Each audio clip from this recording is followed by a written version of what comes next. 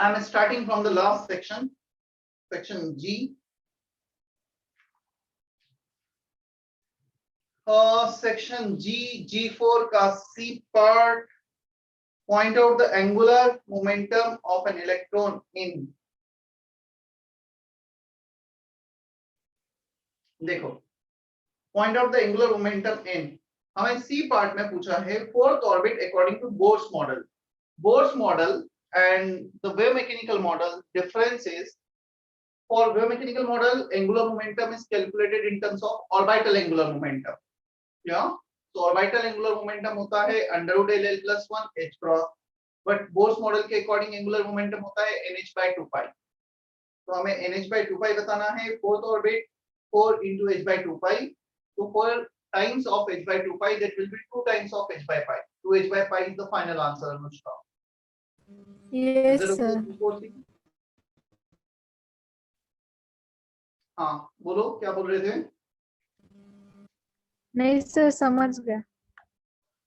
G4 section G का और कोई डाउट नहीं किसी का? सेक्शन G के बाद सेक्शन F, F1 का third, the sum of angular node and radial node in 4D xy atomic orbital. हाँ, Arya number of angular node plus radial node कितना होता है?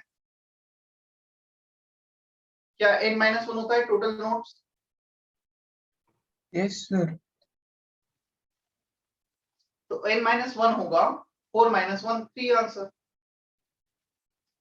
वहां पे dxy की जगह dyz dxz भी होता, कुछ भी होता, answer will be n-1 4 - 1. Is that okay?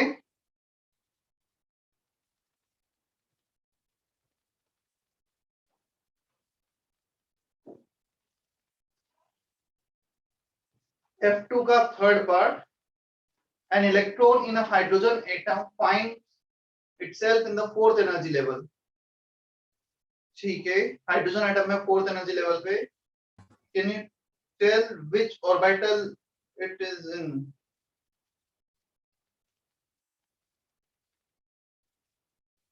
Fourth energy level पर किस ऑर्बिटल में होगा? इसी में भी हो सकता है. तो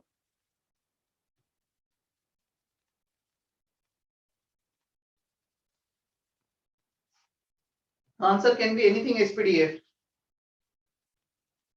क्या दे रखा है F2 के थर्ड का आंसर?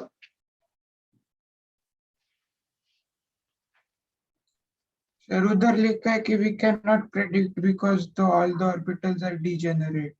सर वो समझा नहीं. It can be anything SPDF. वही मेरा आंसर था. मतलब हम ऐसा डायरेक्टली प्रेडिक्ट नहीं कर सकते कि किसमें होगा SPDF. चलो मैं थोड़ा सा इस क्वेश्चन को लेकर, ये जो आया है मैं बताता हूँ, क्योंकि जेई में भी एक बार ऐसा क्वेश्चन आया हुआ है, मतलब नॉट एग्जैक्टली ऐसा.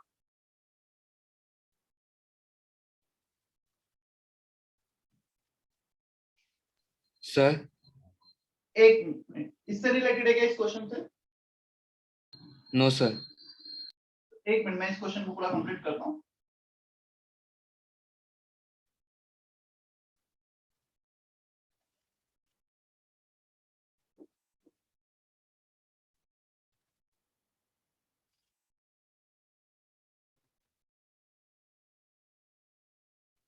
ये वर्ड का मीनिंग पहले बताया गया है कि तुम्हें degeneracy? No sir. No sir. means same energy level. The word degeneracy means same energy level.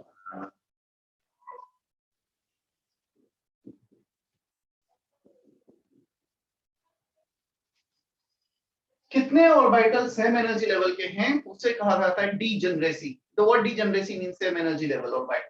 ठीक है? हाँ, p सबशेल की डीजेनरेसी कितनी होगी, d सबशेल की डीजेनरेसी कितनी होगी, f सबशेल की डीजेनरेसी कितनी होगी? मतलब p सबशेल में कितने ऑर्बिटल सेम एनर्जी लेवल के? Any idea? p सबशेल में 3 ऑर्बिटल हैं, इसमें से कितने सेम एनर्जी लेवल पर? If let's say I am saying what is the degeneracy of 4p? 4p में कितने ऑर्बिटल सेम एनर्जी लेवल के? 3. मलार का आंसर आया 3. Any other answer? क्या तीनों सेम एनर्जी लेवल के होंगे? क्या एनर्जी n+l पे डिपेंड करती है? n+l 4p में 3 ऑर्बिटल है, all have same n+l value, right? Yes, sir. So Yes, sir. degeneracy is 3, degeneracy is 5, degeneracy is 7, and so on. So all orbital of d subshell have same energy level. All orbitals of f subshell will have same energy level. यहाँ पर सभी वो subshell को define कैसे किया गया है? चलो कौन बताएगा सबशेल का डेफिनेशन? तनीषा बताओ, what is the definition of subshell?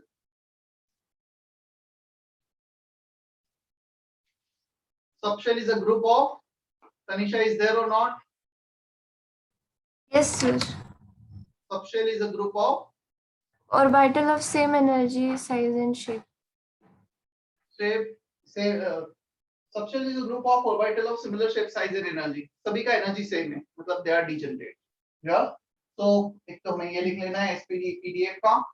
But अब आते हैं हम यहाँ पे note for hydrogen and hydrogen like atom, Bohr's calculation or assumption are more appropriate, hence all orbitals of given shell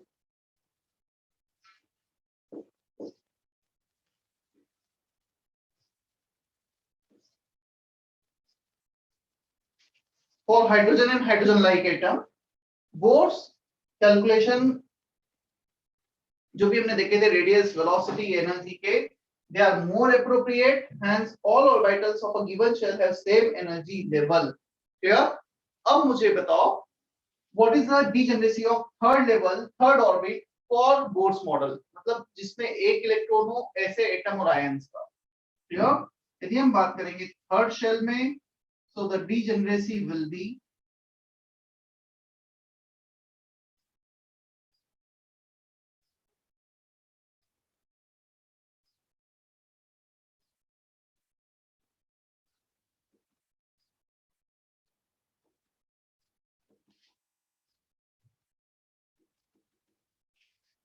nine.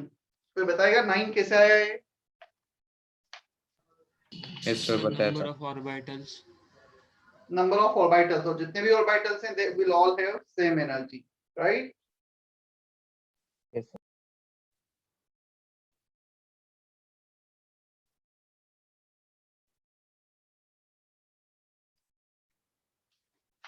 ना क्लियर है? Total 9 orbitals are present for hydrogen and hydrogen like atom. Energy depends only on n. सभी का n same है third orbit में, third shell में, so degeneracy is 9. But यदि हम बात करते हैं 3s, 3p, 3d for the atom or ion contain more than one electron, इसका degeneracy 1, इसका 3, इसका 5 अलग अलग होगा. Clear? Maximum degeneracy third shell में हमें मिलता है 5. Is that okay? Yes, sir.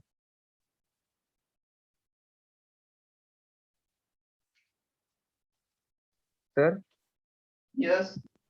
Sir वो मैक्सिमम थर्ड सेल में तो 5 आता है, फिर यहाँ कैसे आया 9? मैक्सिमम थर्ड शेल में क्या 5 आते हैं? ऑर्बिट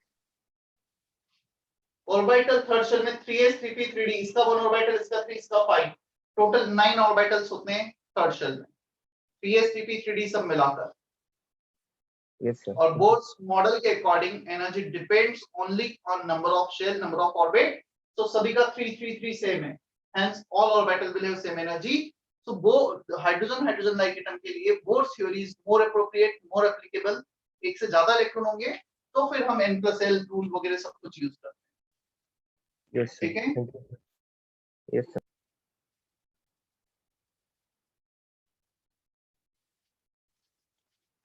चलो एक और क्वेश्चन आईआईटी का करते हैं हम.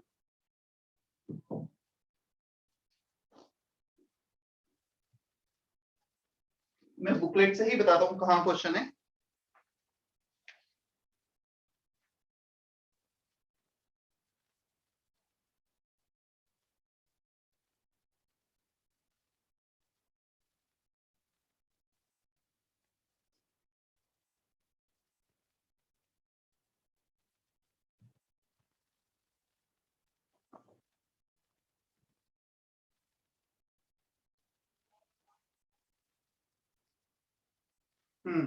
पेज नंबर 60, एक्सरसाइज 3 पार्ट 1 का क्वेश्चन नंबर 16।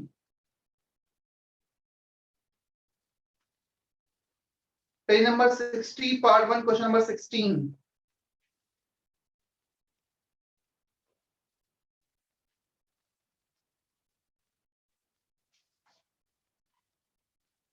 क्वेश्चन मिला है सभी को? Not considering the electronic spin.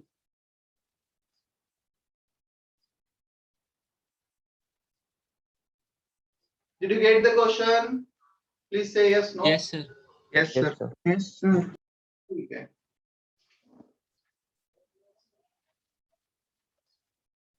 Answer देखना नहीं है, पहले थोड़ा सा सोचना है, क्योंकि आंसर देख के फिर वो काफी obvious लगता है, हाँ यही तो आंसर होगा।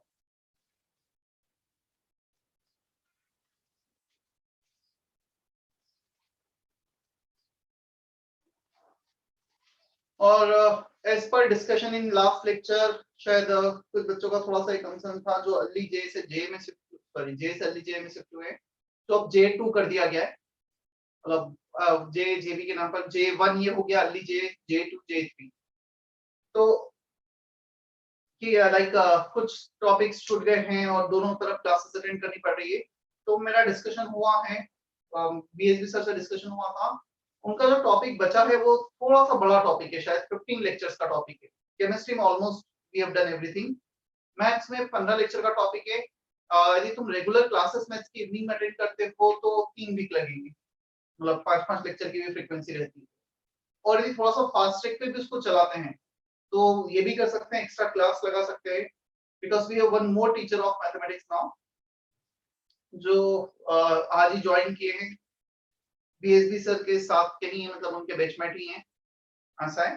तो ऐसा भी कर सकते हैं, कुछ एक्स्ट्रा क्लास लगवा सकते हैं 2 आवर्स 2.5 आवर्स की, बट उसमें भी 1 से 2 वीक लग जाएगा, मतलब उससे ज्यादा फास्ट तो नहीं हो पाएगा।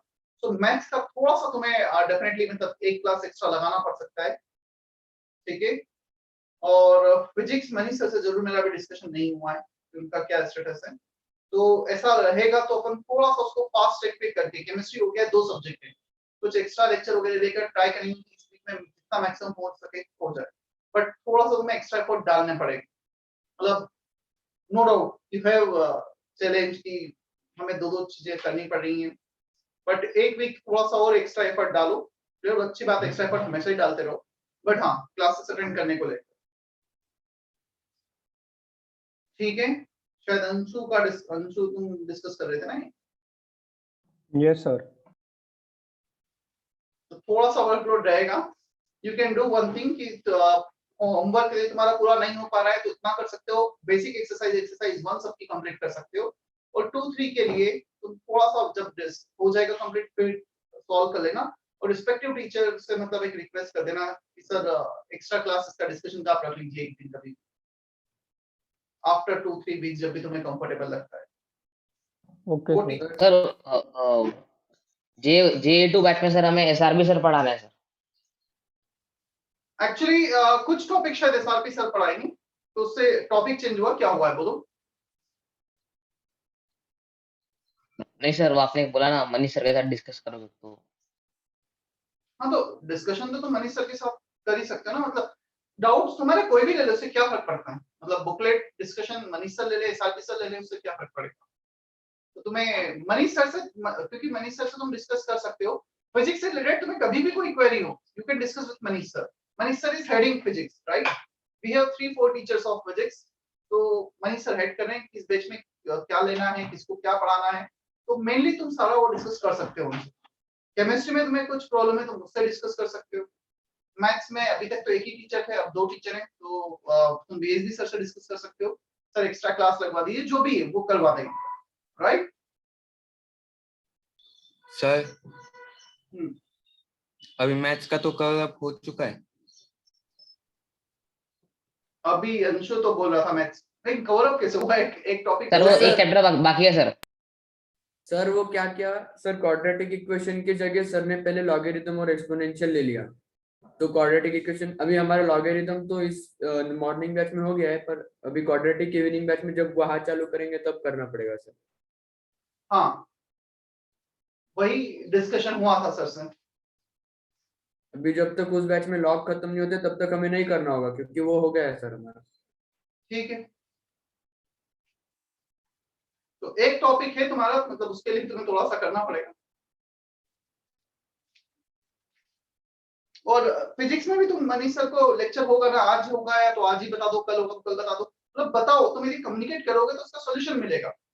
नो डाउट टीचर्स को सभी को पता है कि क्या हो रहा है, मतलब सबके दिमाग में कि हमें कैसे करना है, बट तुम अपना ये प्रॉब्लम बताओगे सर दोनों बैच मेंटेन करने में थोड़ा सा ये इशू हो रहा था, मतलब टाइम हमें कम मिल रहा है होमवर्क का, तो सोल्यूशन मिलेगा तुम। जैसे मैंने अपना सोल्यूशन दिया कि मैं कुछ क्वेश्चन डिस्कस कर रहा हूँ, बट जब भी फिर तुम्हें लगेगा कि सर एक बार और बुकलेट आपको डिस्कस करना है, हमारा बाद में हुआ तो मैं तब भी कर लूंगा, राइट। चलो बोर्ड पे जो लिखा था हो गया है कॉपी, चले हम आगे। Yes sir.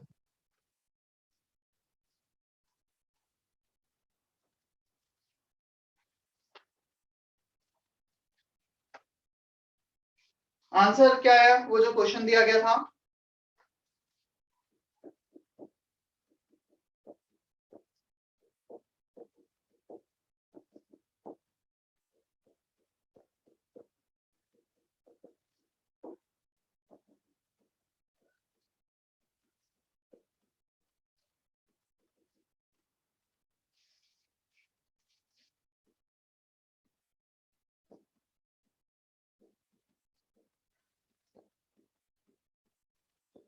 देखो H minus electronic configuration 1s2 ground state, first excited state, first high energy level is 2s, second high energy level is 2p, third higher energy level is 3p 3s, so first excited state, second excited state, third excited state, fourth and so on. अब number of shell के बजाय हम orbital में deal करेंगे, in the cell rule के according जाएंगे। we have 2 electrons in this atom, this is not hydrogen like atom, right? So n plus l rule wave mechanical model is more appropriate. This is the second excited state, second excited state का यहाँ पर D जनरेसी कितना है जल्दी से बता दो। 3 3। तो 3 ये है सर। क्वेश्चन सिर्फ और सिर्फ इस पे बेस्ड था। क्या हमें ये पता है हाइड्रोजन लाइक एटम के लिए बोर्स थ्योरी यूज करते हैं, हाइड्रोजन लाइक एटम नहीं है, we have 2 or more than 2 electronic substance, then we have to use n plus l rule। बस इस पे क्वेश्चन था, क्योंकि तुमसे कोई भी पूछेगा 2p का डीजनरेसी बताओ तो फट से आंसर बता सकते हो। तुम इतना भी बता सकते हो कि ग्राउंड स्टेट ये फर्स्ट एक्साइटेड सेकंड थर्ड पूरा एनर्जी लेवल हमने बनाया है अबव रूल में, राइट। Yes sir. चलो चलते हैं हम आगे। इसमें एक सिलेक्शन रूल और है, वो भी मैं पढ़ा ही रहा हूं तो लिखा देता हूं। Selection rule that is not exactly in syllabus, but छोटा सा रूल है, लिख लेते हैं हम।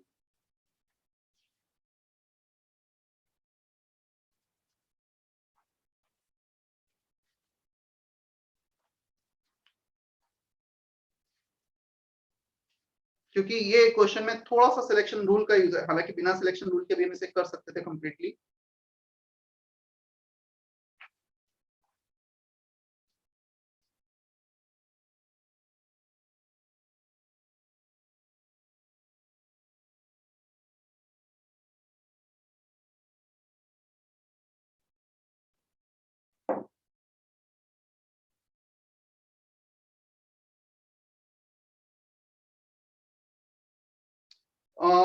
पिक्चर शेयर करता हूं मैं तुमसे।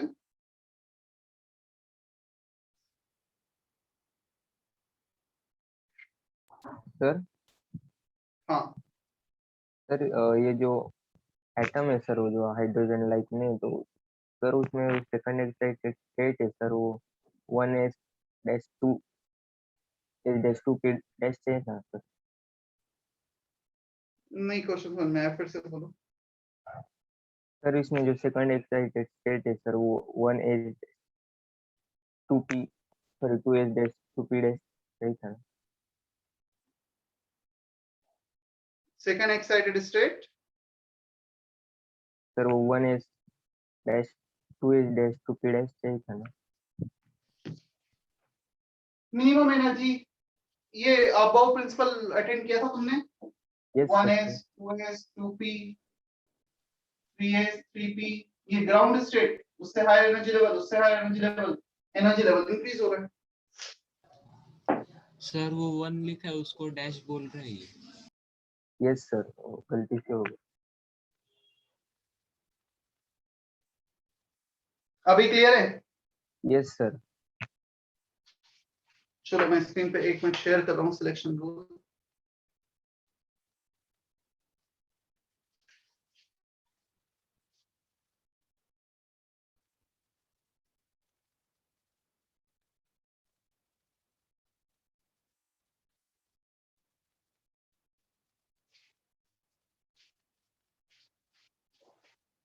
Is it visible properly?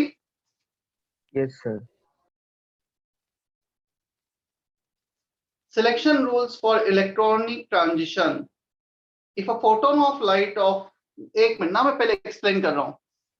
If a photon of light of the right frequency is absorbed by an electron, the electron jumps to a higher energy state. Conversely, if the electron released a photon light, it will jump to the lower energy state. ये तो हमें already पता है. Certain transitions are more likely to occur than others.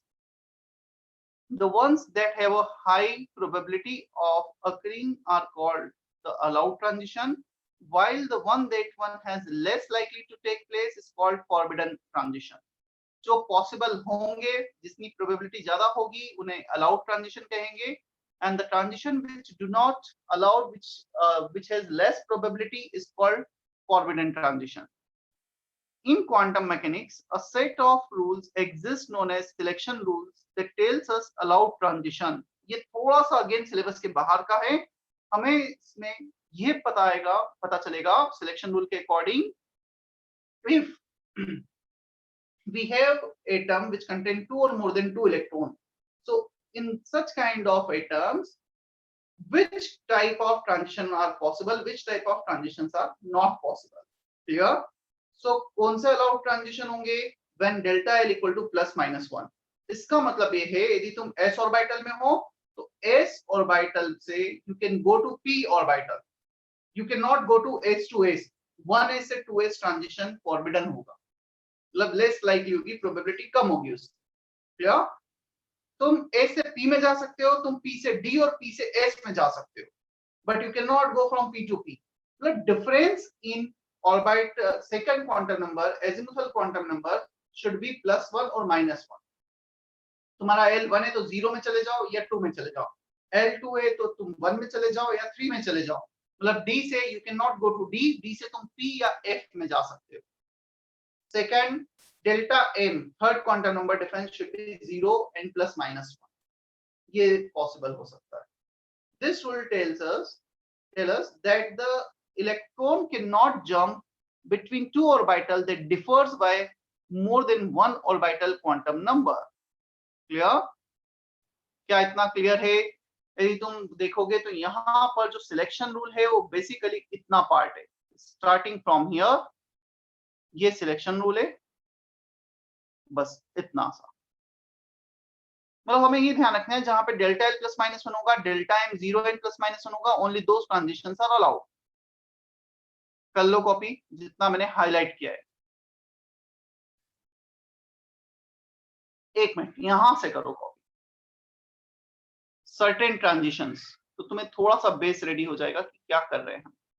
You have to copy from here to here, जो मैंने bracket में रखा है.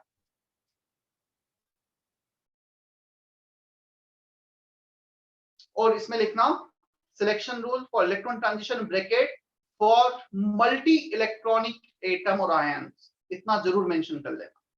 फॉर मल्टी इलेक्ट्रॉनिक एटम और आयंस, एल तभी पिक्चर में आएगा.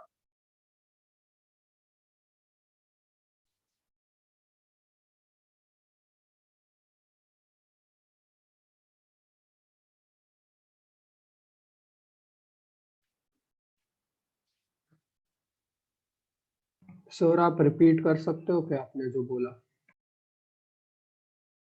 For multi-electronic atom or ions, selection rule for electronic transition for multi-electronic atom/ions.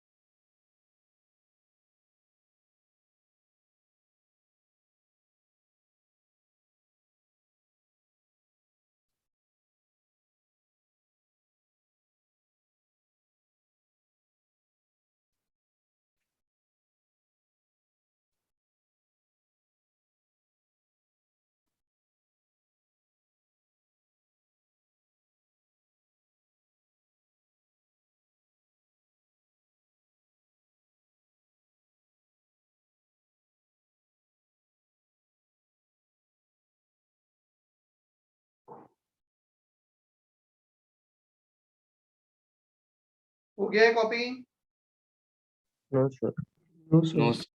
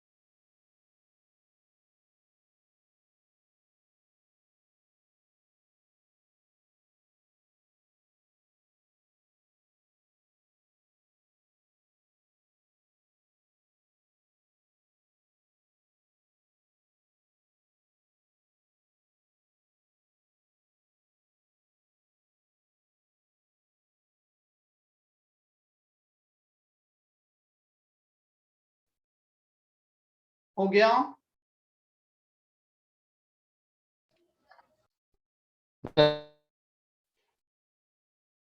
Yes sir. Yes sir.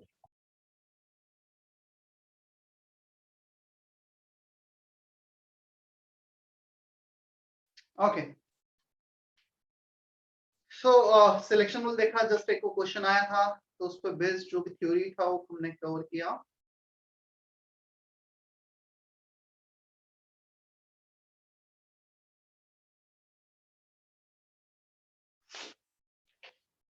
हम थे एक्सरसाइज 1 पार्ट 1 पर।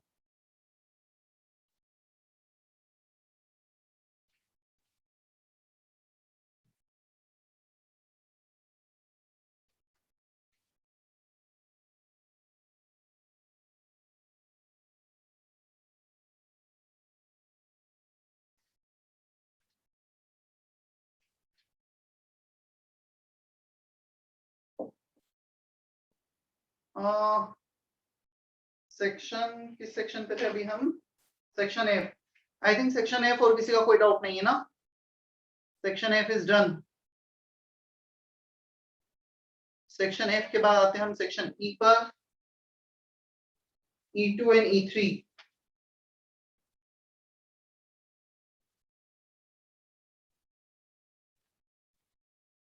E1 भी है, E1, E2, E3। चलो बता देता हूं मैं जल्दी से। An electron in hydrogen atom in its ground state absorb 1.5 times as much as energy, the minimum required energy to escape. What is the wavelength of emitted electron? वो ये है basically photoelectric effect kind of question.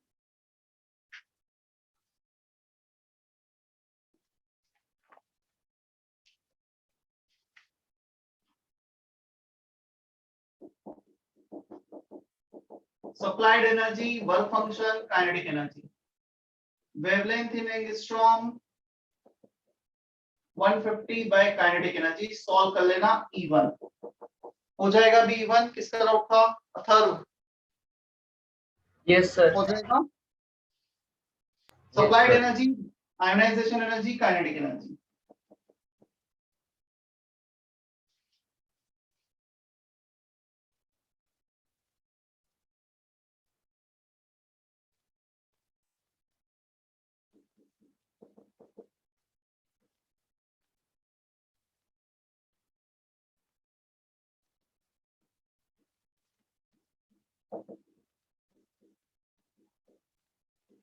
चलो दोनों का lambda equate करना है E2 में।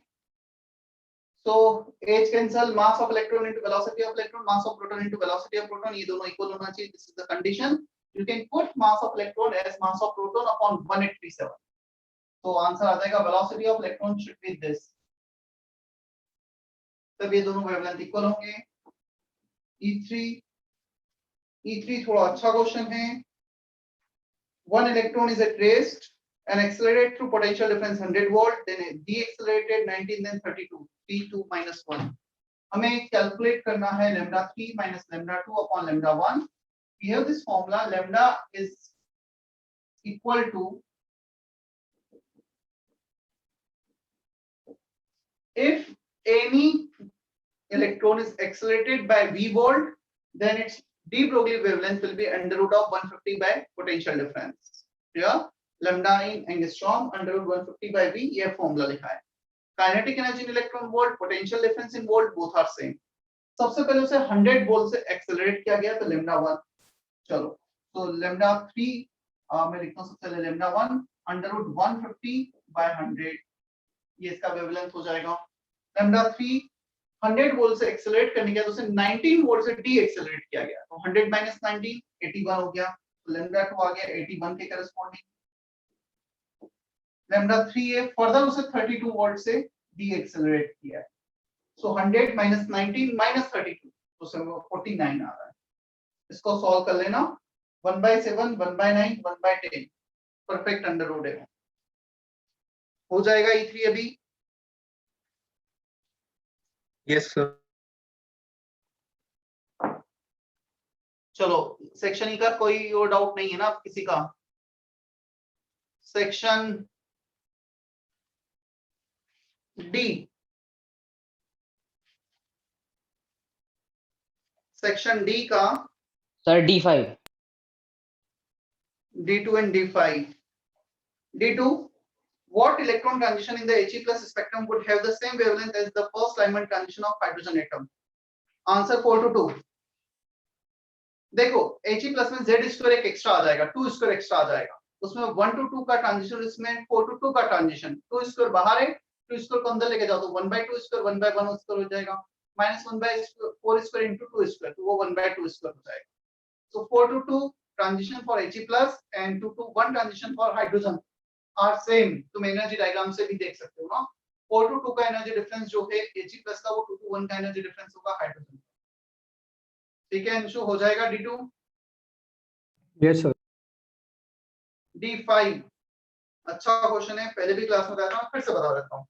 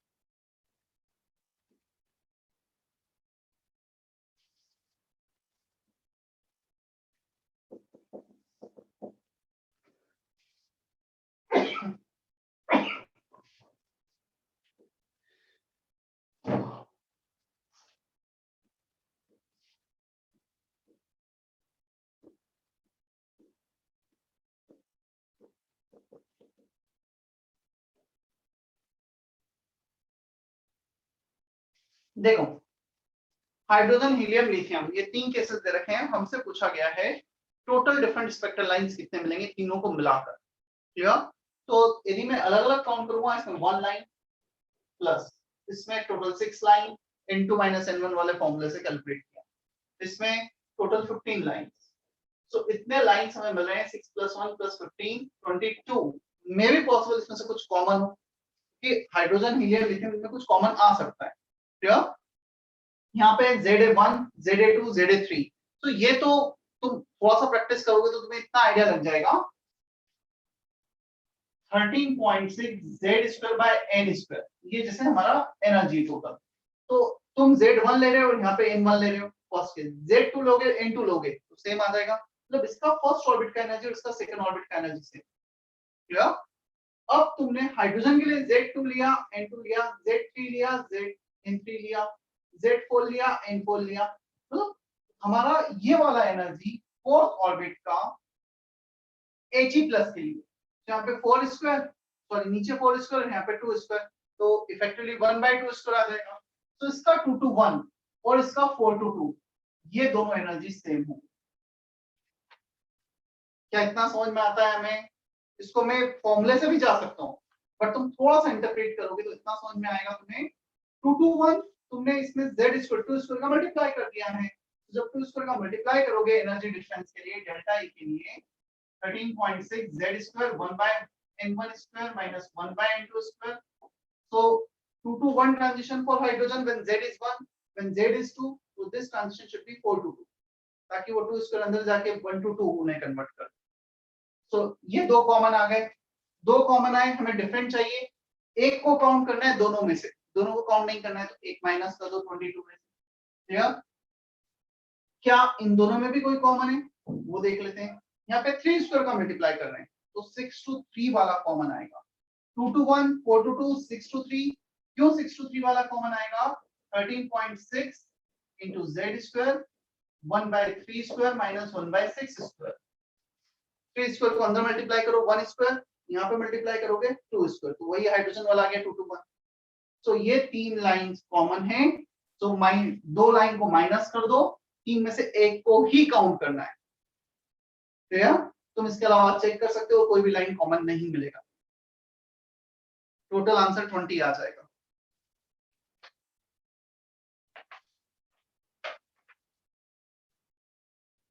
Is that okay D5?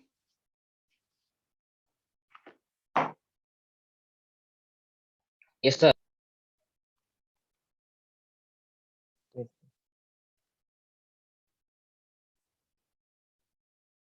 D5 के बाद है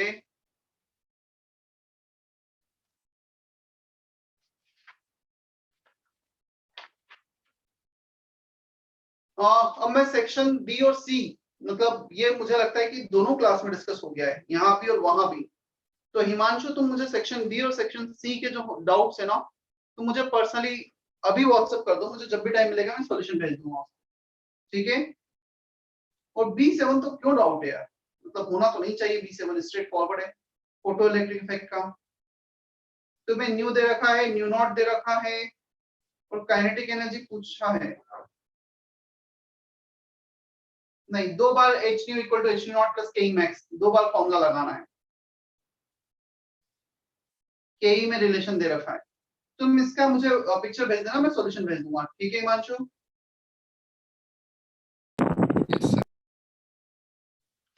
चलो हम चलते हैं पार्ट 2 पर। मैं पहले टाइप कर देता हूँ पार्ट 2, फिर तुम उसके डाउट्स लिखना।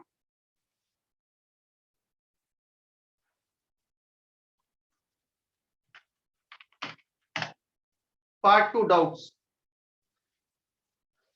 तनीषा, हाँ मुझे पता है, वो भी हम करेंगे, मतलब थोड़ा सा उसे टाइम हो गया है, तो मैं ये चाह रहा हूँ जब वो चैप्टर स्टार्ट होगा तुम्हारा एक फ्रेश थोड़ा रिवीजन हो जाएगा, फिर मैं वो भी डिस्कस करूंगा गैसेस स्टेट।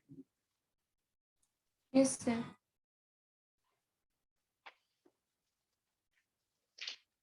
Part 2 doubts.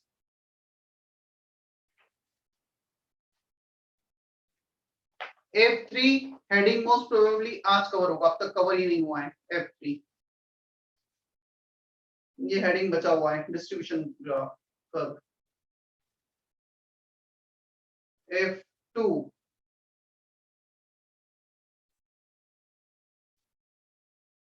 ये भी F3 से रिलेटेड ही, मतलब ग्राफ से रिलेटेड ही है। The maximum radial probability in 1s अकर। चलो तुम्हें फिर भी एक हिंट दे देता हूं मैं, पता है बोर्स मॉडल में हमें ये सजेस्ट किया गया concept of orbit,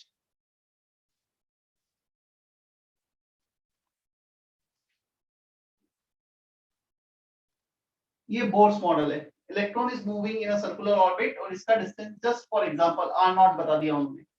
hydrogen atom, hydrogen like atom, r naught n square by z, n1 z1, तो आर नॉट डिस्टेंस पे इलेक्ट्रॉन होगा। यहीं पे हम यदि वेव मैकेनिकल की बात, मॉडल की बात करेंगे, उन्होंने ये कॉन्सेप्ट बताया, around the nucleus we have probability of finding electron. Now if you calculate the distance at which the probability of finding electron is maximum, electron इस रेडियस पे प्रेजेंट नहीं है, इलेक्ट्रॉन एक वॉल्यूम में प्रेजेंट है, but उसका probability that to find the electron is maximum at the same distance. जब तुम इस मॉडल से डिस्टेंस कैलकुलेट करोगे, लेट्स से ये वो डिस्टेंस है जहां पे इलेक्ट्रॉन के होने की प्रोबेबिलिटी मैक्सिमम है, तो ये आर नॉट और ये आर नॉट सेम आ, मतलब बोर्स 100% गलत नहीं था, काफी कुछ उसमें अप्रोप्रिएट भी था। बोर्स ने जो रेडियस सजेस्ट की वो मैक्सिमम प्रोबेबिलिटी की रेडियस सजेस्ट की, इलेक्ट्रॉन उसके अंदर या बाहर हो सकता है, राइट। तो काफी कुछ बोर्स का भी मतलब वेव मैकेनिकल मॉडल से रिलेट किया गया, इसलिए बोर्स को आज भी uni electron one electronic system के लिए यूज किया जाता है। Is that okay? यस तो Yes, F2 का sir. आंसर हो जाएगा आर नॉट।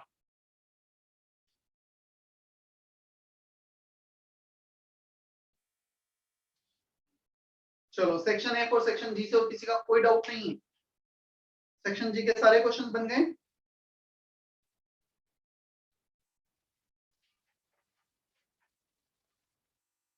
इसके बाद है E3।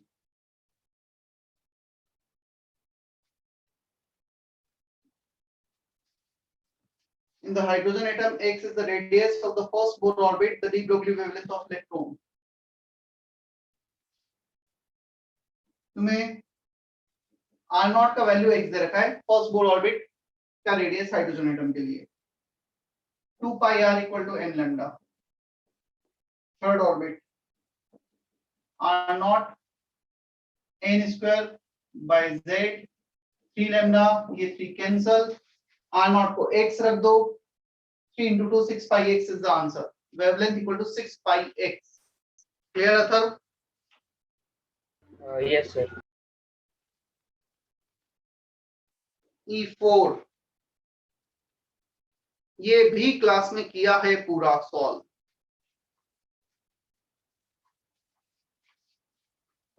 wavelength of alpha particle upon wavelength of electron h upon under root 2 mqv h upon under root 2 mass of electron charge of electron into potential difference।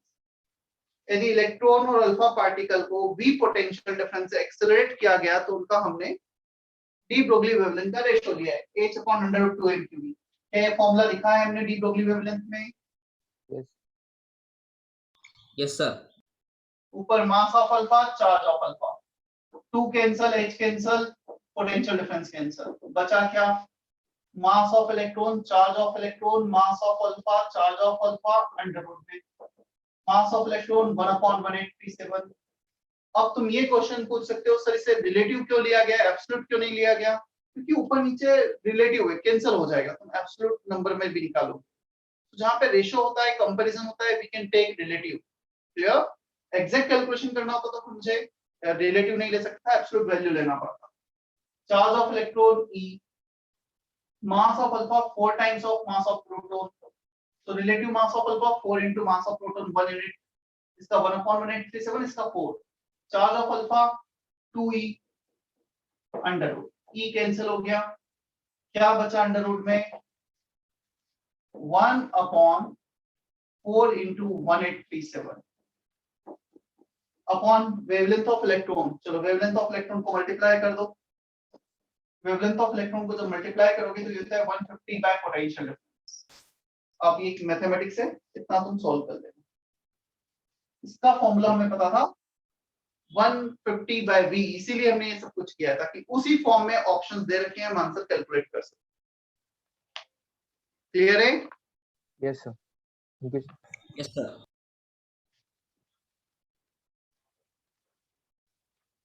Then D6 suppose that the hypothetical atom gives red green blue violet line which term according to figure would give of the red spectral। मुझे बताओ कौन सा visible range में आता है? क्या Balmer series visible range में आती है समर? Yes sir. तो इसमें बाल्मर में कौन सा दिख रहा है 3 to 2 आंसर? सर पर आंसर Equal 4 to 1 है। हाँ आंसर 4 to 1 है सर। नहीं है चेक कर लो वापस 3 to 2 ही होगा आंसर।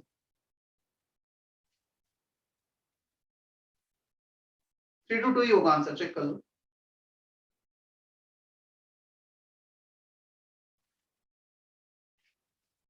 यस सर वही है। Yes sir. इसमें इक्वल लॉजिक यूज करना था वैसे हाइपोथेटिकल एटम था। तो तुम्हें ये बोला गया जो चार लाइन से दे represent 4 different colour red green blue violet तो ये चारों में से कौन सा किसको रिप्रेजेंट करेगा? तो सबसे ज्यादा एनर्जी वायलेट का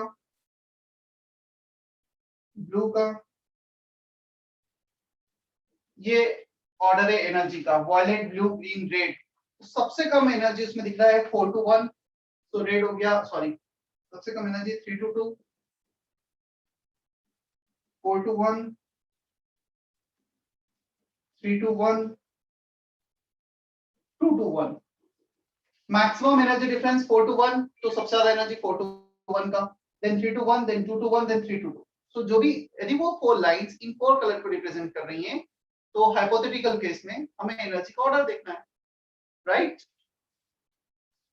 ओके सर।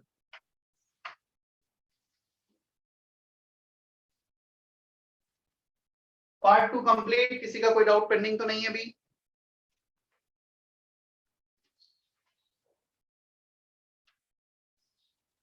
चले हम आगे।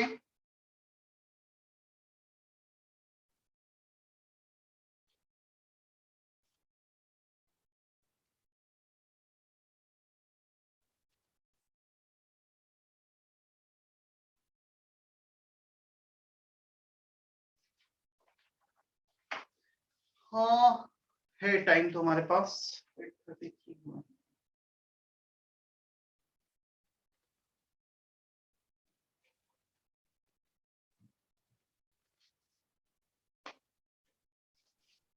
सर यस, सर प्लीज वो आप हाइपोथेटिकल एटम क्या होता है वो रिपीट कर सकते हो एक बार? हाइपोथेटिकल मतलब मैंने थ्योरी बेस्ड डिजाइन कर दिया कुछ, मतलब तुम्हें बेसिक लॉजिक पता वही होना चाहिए जो हमने पढ़ा है, बट वैल्यूज चेंज कर दी। मतलब मुझे पता है बाल्मर विजिबल होता है, बाल्मर 2 to 1, सॉरी 3 to 2, जब भी कोई 2 में डी एक्साइट हो रहा है। बट अब हाइपोथेटिकली तुम्हें दिया गया है कि ये 4 ट्रांजिशन है और वो इन 4 कलर, ऐसा होता नहीं। बट अब बेसिक लॉजिक क्या है, जो सबसे ज्यादा एनर्जी डिफरेंस वो सबसे ज्यादा एनर्जी कलर होगा। हाइपोथेटिकल मतलब थ्योरी वैल्यूज को चेंज कर दिया गया और बेसिक कॉन्सेप्ट को सेम रखा। Yes sir, thank you sir.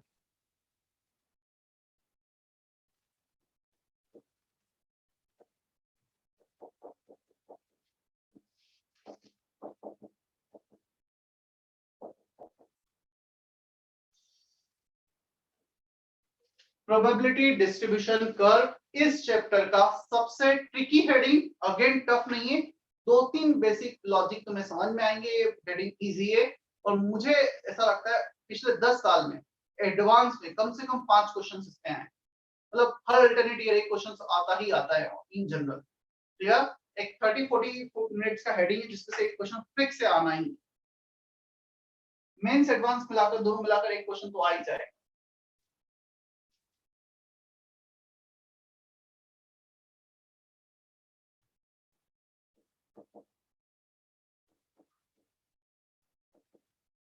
मैं इसका नाम थोड़ा सा चेंज कर रहा हूँ, रेडियल प्रोबेबिलिटी डिस्ट्रीब्यूशन कर दिया है बजाय probability.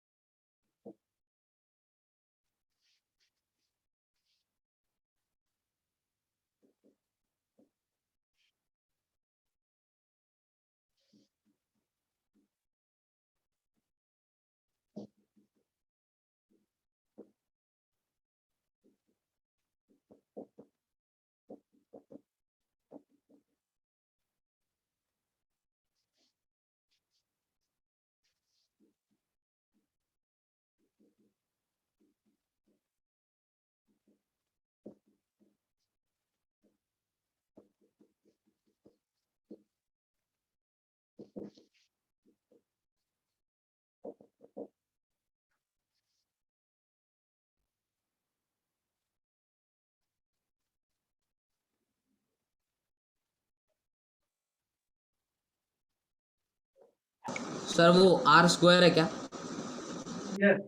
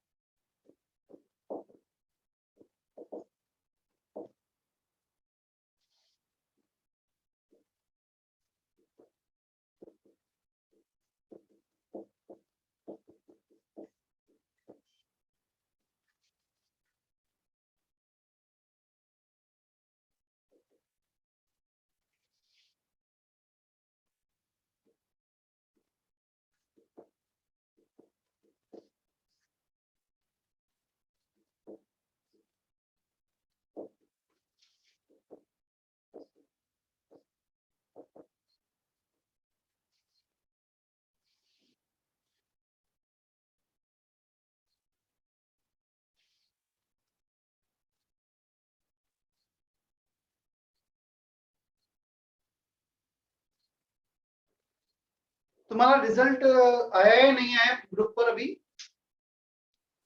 No no sir. Sir. जैसा डिस्कशन हुआ था रिजल्ट तो आ गया है तुम्हारा, बट वो we were waiting for all India rank कि वो भी आ जाए, बट शायद कल तक तो नहीं आया था। मैं बोल दूंगा जो आया वो ग्रुप पर डाल दूं। सर उसमें आपने बताया एक क्वेश्चन गलत भी था सर। हाँ सर हाँ सर वो एक अप्रोक्सीमेशन में आंसर था, तो वो पॉइंट में था।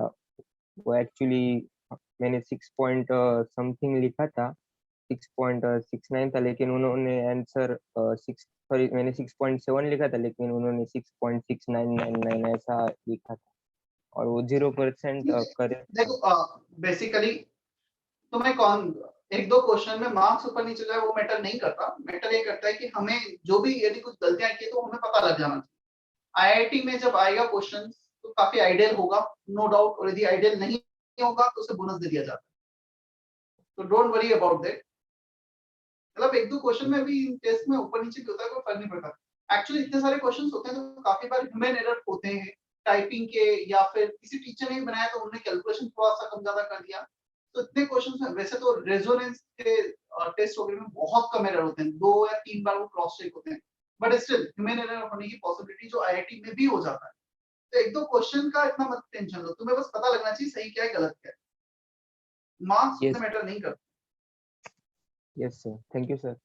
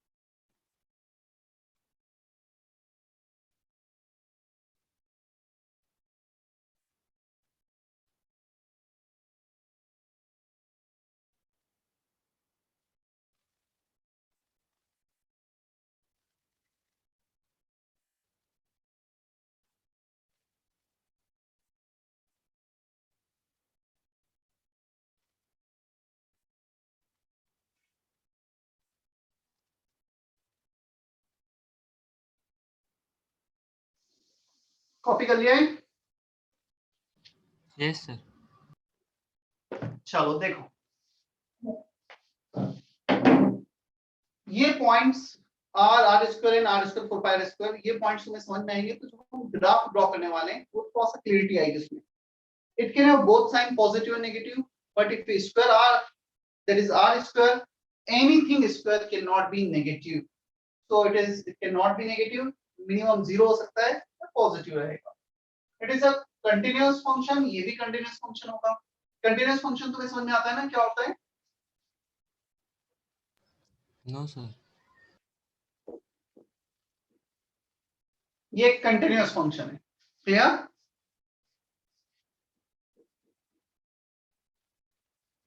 ये एक डिसकंटिन्यूअस फंक्शन है। यहां से यहां तक वेरी क्या, बीच में कुछ चीजें पॉसिबल ही नहीं होगी। फिर यहां से यहां तक वेरी क्या, energy is discontinuous in nature. 13.6 z square by n square 13.6 या 3.4, बीच में कोई वैल्यू नहीं। तो कंटीन्यूअस फंक्शन है। डिसकंटिन्यूअस फंक्शन मतलब जो कंटिन्यू रह रहा है, बीच में ब्रेक नहीं हो रहा है, सारे वैल्यू मिल रहे हैं हमें, या ऐसा कुछ रहेगा। It is maximum near the nucleus for s orbital।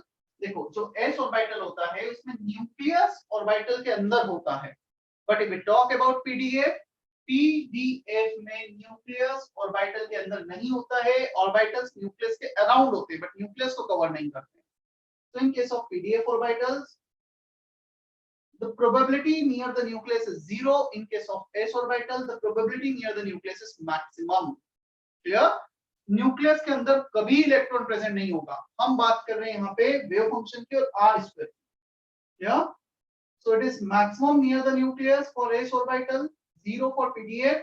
Same ये भी रहेगा। r यदि मैक्सिमम है तो r स्क्वायर मैक्सिमम, r 0 है तो r square 0। It cannot be negative. It is 0 for the radial node. Radial node कैसे डिफाइन होता है? When radial wave function is 0.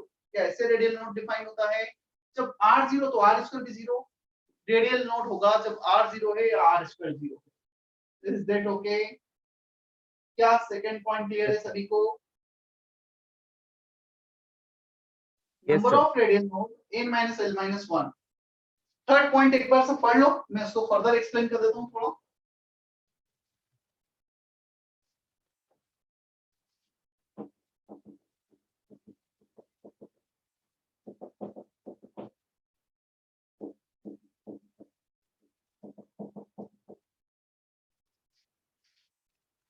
Number of radial node 3p के लिए आ रहे हैं 1 n - l - 1, 4p के लिए आ रहे हैं 2।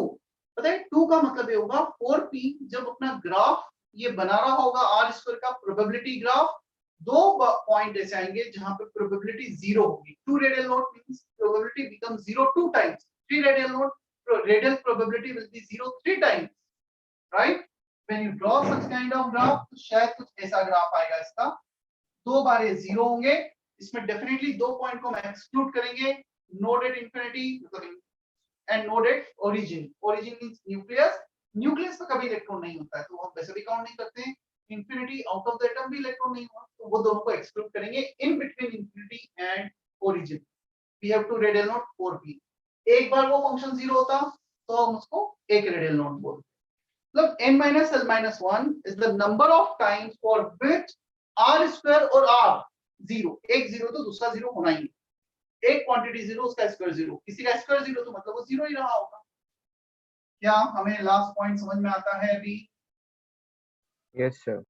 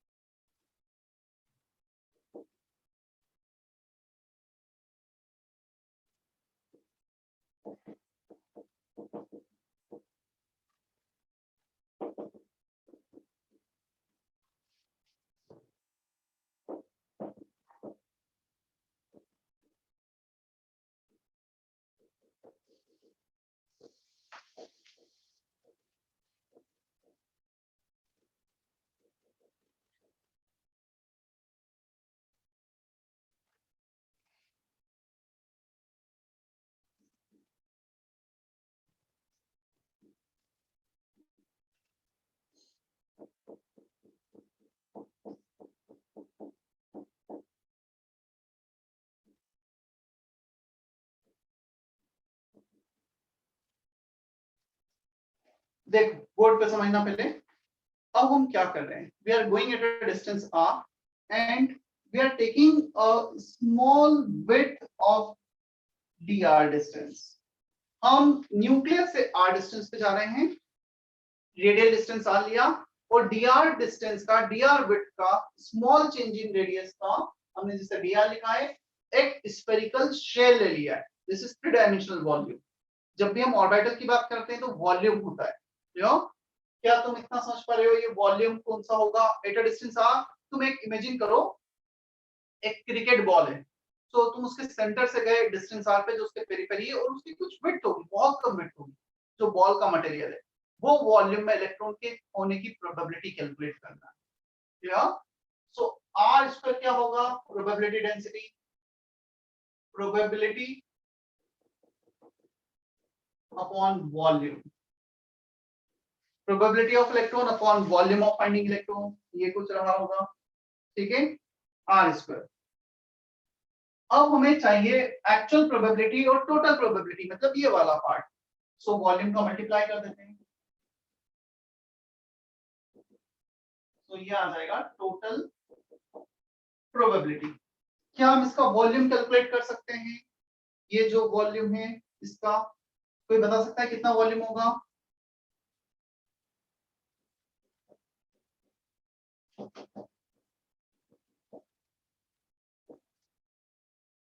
क्यों होगा ये volume? Anyone? 4 pi are square D R. Sir sphere का वॉल्यूम डिफरेंशिएशन पढ़ा है क्या तुमने? यस सर वॉल्यूम होता है 4/3 पाई आर क्यूब। या वॉल्यूम होता है 4/3 पाई आर क्यूब। सो हमें चाहिए small volume at a distance R. So differentiate कर दो dv को मतलब दोनों तरफ 4/3 पाई आर क्यूब का differentiation R square D R. So at a distance r of, if we take width dr, so small change in volume will be 4/3 pi r 3 हो रहेगा। r cube का differentiation 3r square dr, ये 3 cancel, 4 pi r square dr। या तो तुम differentiation से जा सकते हो, or you can go by basic calculation. इसका हमें वॉल्यूम निकालना है। क्लियर? चलो एक और फॉर्मूले से मैं चले जाता हूं। मुझे बताओ स्मॉल वॉल्यूम चेंज चाहिए, इसका हम dv बोल रहे हैं।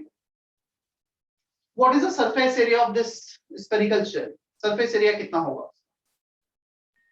4 pi are square 4 pi are square. क्या मैं लिख सकते हैं surface area of this into width? उसको तुम ऐसे एक्चुअली प्लेन करके देखो, सरफेस एरिया जितना भी होगा into width, that will be the volume. Is that okay? Yes sir तुम यहां से प्रेडिक्ट कर सकते हो ना, surface area into width will be the volume 4 pi are square dr। सो ये क्या डिनोट कर रहा है? हमें r इसको डिनोट कर रहा था probability of finding electron per unit volume, ये डिनोट कर रहा है total probability, actual probability of finding electron.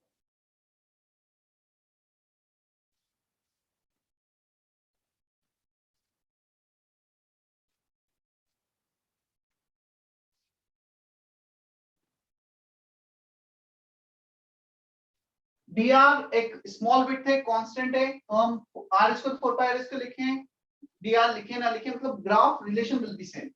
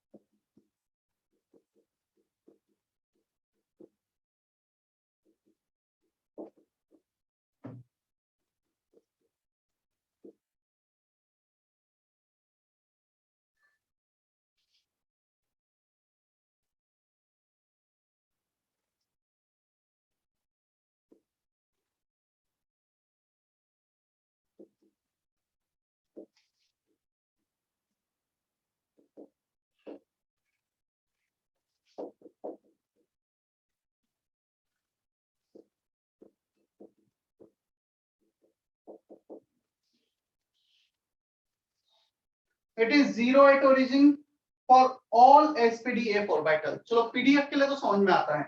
For PDF हमारा जो r स्क्वायर था ये 0 है, तो 0 into something 0 होगा।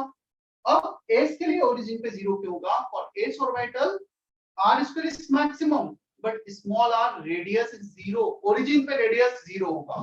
क्या? तो यहाँ पे ये मैक्सिमम है बट ये 0 आ रहा है, मतलब जो वॉल्यूम है ना न्यूक्लियस का, उस वॉल्यूम में इलेक्ट्रॉन के होने की प्रोबेबिलिटी इसलिए 0 होती है कि वॉल्यूम बहुत कम होता है। एटम के कंपैरिजन में वॉल्यूम होता है 10 to the power minus 15 times, तो उसकी प्रोबेबिलिटी वहां होने की 10 to the power minus 15 times, which is close to 0, right?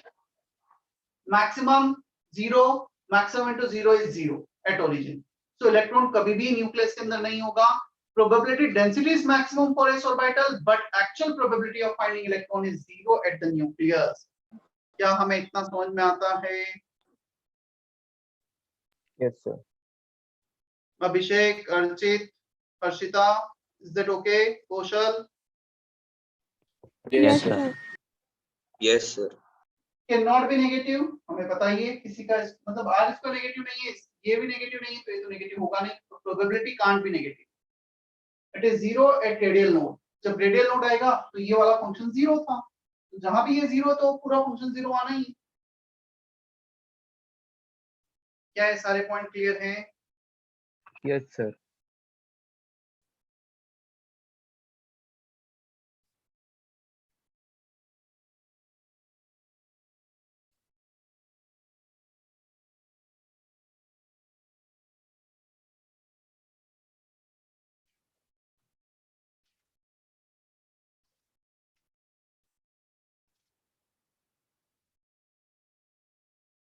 Sir yes, sir उस डायग्राम में वो रेडियस के ऊपर क्या है सर ड्रॉ किया?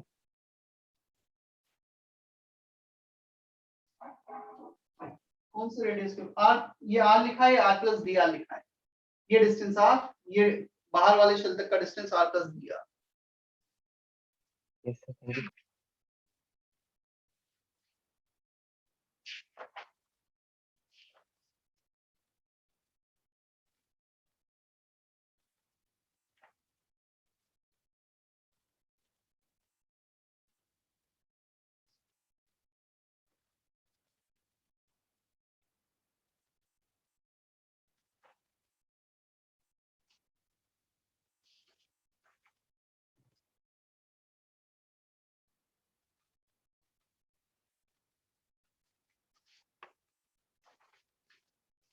Page number 65, exercise 3 part 2, question number 29।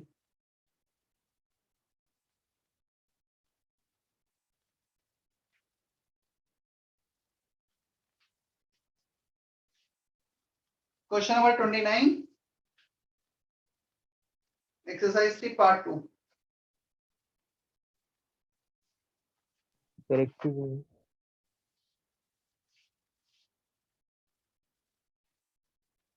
अभी ये ग्राफ पूरे ड्रॉ करना बाकी है।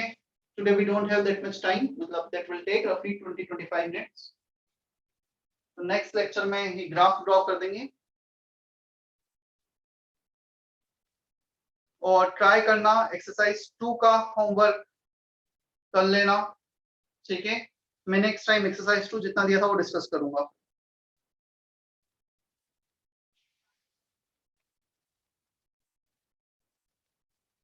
और नहीं ज्यादा होता तो ट्राई करना पार्ट 1 पार्ट 2, मतलब उस फ्लो ऑर्डर वही रखना बस अपना, ताकि कुछ तो डाउट में इन्वॉल्वमेंट रहेगा ही तुम्हारा, फिर जो पेंडिंग रह जाएगा मैं बाद में ले लूंगा।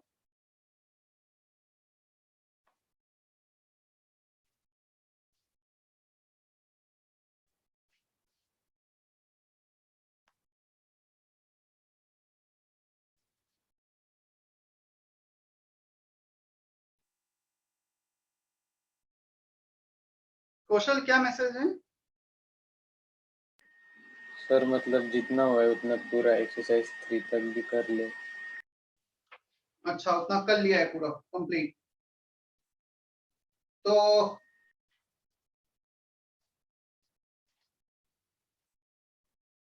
मैं कुछ क्वेश्चन सेंड कर दूं फिर तुम्हें, अच्छे क्वेश्चंस, क्योंकि एटॉमिक एंडिंग पे ही है हमारा वैसे, बस वो ग्राफ बचा हुआ है और फिर न्यूक्लियर केमिस्ट्री है which is not exactly part of atomic, but करना हमें यहीं पे।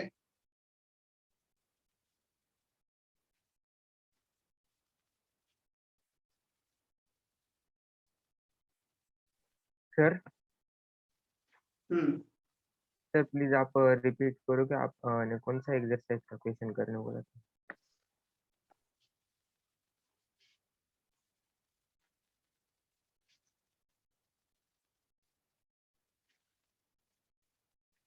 चलो मैं क्या कर रहा हूँ इसमें, एक्सरसाइज 3 जो है,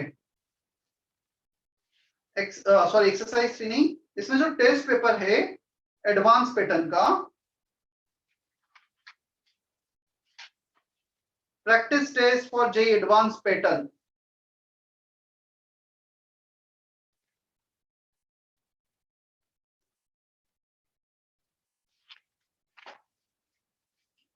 practice test for JEE advance pattern अच्छे क्वेश्चंस हैं। एक बार एक काम करना, जितना भी होमवर्क तुम्हें दे रखा है उतना तुमने यदि ऑलरेडी कर लिया है तो तुम एडवांस पैटर्न का टेस्ट देना 20-22 क्वेश्चन से, मतलब उसको एज अ टेस्ट ही लेना, ठीक है, उसको एज अ टेस्ट ही लेना जब भी तुम दो, और मुझे मार्क्स भी सेंड करना, और फिर उसको हम डिस्कस करेंगे, ठीक है। तो 22 क्वेश्चन से उसको टेस्ट के फॉर्म में लेना, आराम से बैठकर उसमें, वैसे मुझे एक भी क्वेश्चन ऐसा नहीं दिख रहा है जो हमारा कवर नहीं हुआ है, तुम सब कुछ कर पाओगे, हाँ कर पाओगे सब कुछ। 22 क्वेश्चन, 1 आवर का टेस्ट है, एडवांस पैटर्न। तुम्हें टेस्ट जब भी तुम्हें, मैं नहीं बोलूँ आजकल, जब भी तुम्हें लगता है कि हाँ तुम्हें टाइम मिल रहा है, 1 घंटे प्रॉपर बैठ कर देना, और मुझे पर्सनल व्हाट्सएप पे मैसेज करना, सर इतने मार्क्स है आउट ऑफ दिस मार्क्स, ठीक है। अगेन मार्क्स मैटर नहीं करता है, जस्ट तुम्हें एक अंदर से हाँ एनर्जी रहे, तुम प्रॉपर वे में बैठ के दे पाओ, मैं सबको मैसेज करना है मार्क्स, मैं उससे किसी को जज नहीं करने वाला हूँ ना, जैसा मैं हमेशा बोलता हूँ, मार्क्स सिर्फ मार्क्स देखकर जज करना मतलब ये क्राइटेरिया नहीं होता है, स्पेशली इस इनिशियल स्टेज, ठीक है। तो 1 2 3 4 5 दिन जब भी तुम्हें टाइम मिल रहा है, फिर उस पेपर को जो भी डाउट्स होंगे मैं क्लास में भी डिस्कस करूंगा।